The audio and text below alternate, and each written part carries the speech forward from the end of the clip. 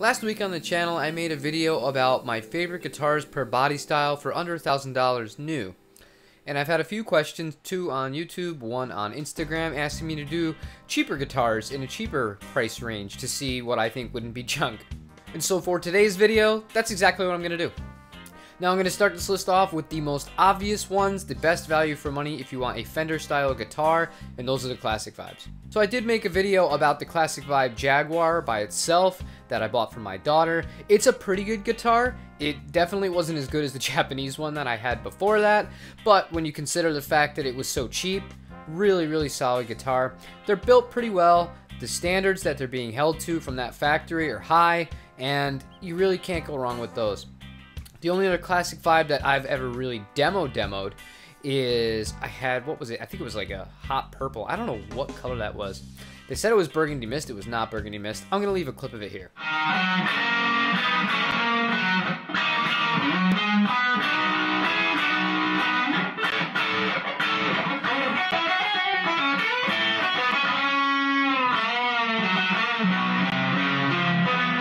Really nice guitar too. My only problem with the Classic Vibes is how cheap the electronics are in them. Now they might not sound horrible out of the box, but the problem is they're cheap and you can feel they're cheap. For example, the 5-way switch on that Stratocaster, the littlest push like this and it physically bent. Like is not good. Really easy to replace, really inexpensive to replace. But I would know going in, if you want to go this direction, either buy a used one that has the electronics already swapped out, really save yourself a headache, or go in knowing that, you might want to replace those one day. But if you do those two things and replace the nut, those guitars don't need anything else and they will do exactly what you need them to do. Next on my list of cheaper guitars that don't suck, I would say the used EC1000s. I did the video on the EC256, it's a good guitar. But I would say a used EC1000 for $500 or less, you can get them for that. That is one of the best bargains you're going to get, period. They're so good. They used to be in really high supply, but I think because of everyone becoming a guitar player due to the shutdowns and stuff like that, that they kind of flew off the shelves. People figured out real quick just how good those guitars are. The main differences between that and the 256 are the electronics and the pickups again. It's just one of those things. On a lot of budget guitars new in that price range, you're not going to be getting ideal components in that aspect.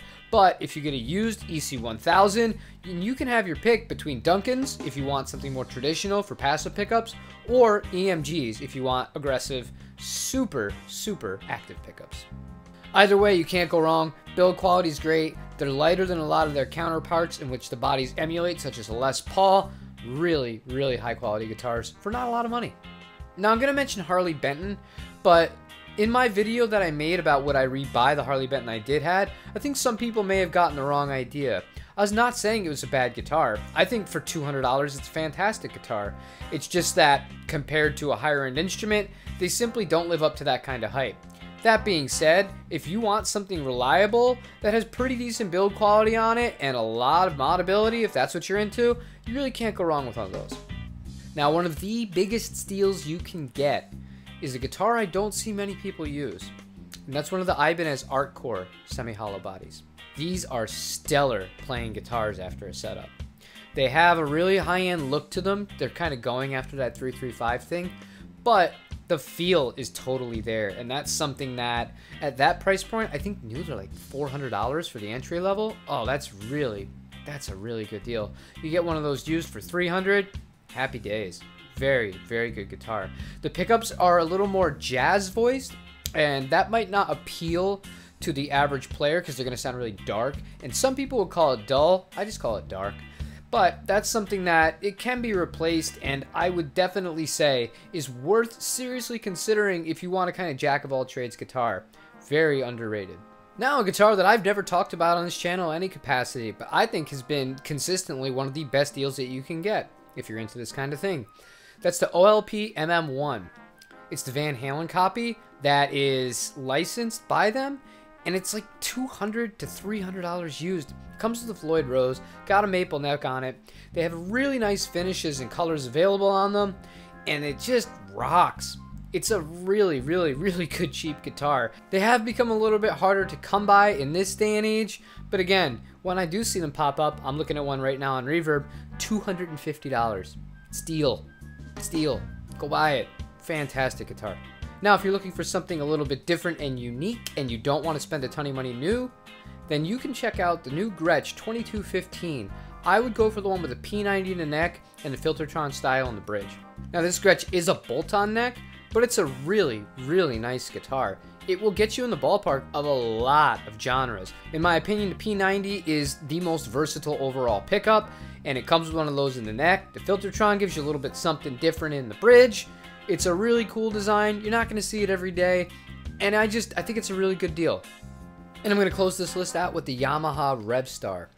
That guitar, for $400 new, the base one of it, is excellent. Build quality is really consistent.